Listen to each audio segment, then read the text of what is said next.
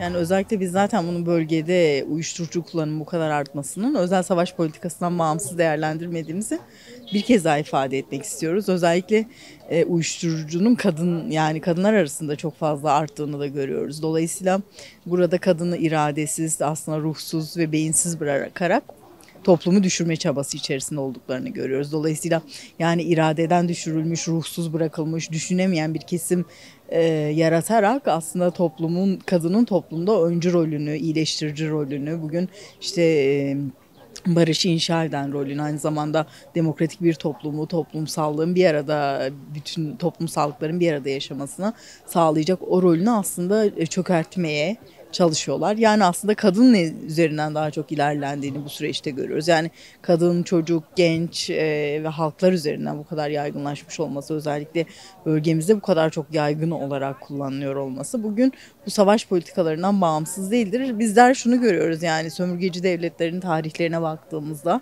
İngiltere'nin Hindistan'ı aslında önce yozlaştırarak bitirmenin eşiğine geldiğini, sonra işte yozlaşmış bir topluma müdahalenin çok daha rahat bir şekilde gerçekleştiğini görüyoruz.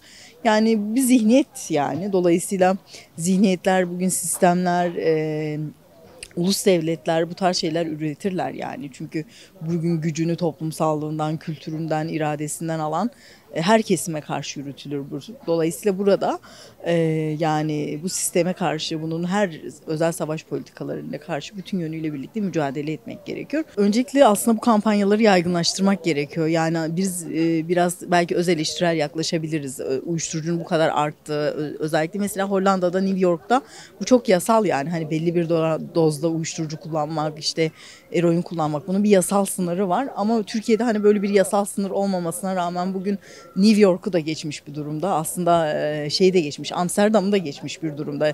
Nereden görüyoruz? Mesela son bilimsel araştırmalar, kanalizasyon suyunu inceleyen bir araştırma vardı.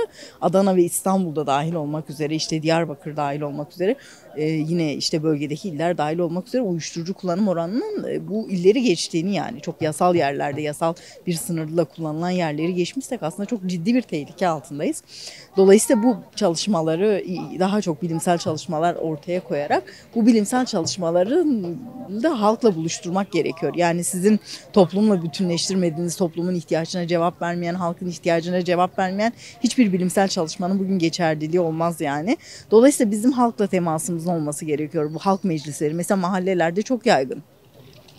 Yani bir şey oluşturulmalı. Yani kentin bir bağımlılık haritası oluşturulmalı. Dolayısıyla bizler bugün hangi mahallede daha fazla uyuşturucu kullanıyor, bunu bilebilmeliyiz yani. Bu şu demek oluyor: bizim hangi mahallede daha fazla uyuşturucu kullandığını bilmemiz, hangi mahallede az tüketildiğini bilmiyoruz.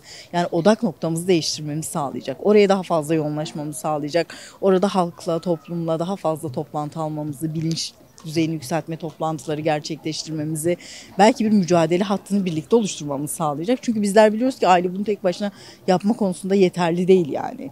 Ya da tek başına sıradan bir kişi, dışarıdan bir kişi, bir komşu, bir akraba da bunu yapabilecek düzeyde değil.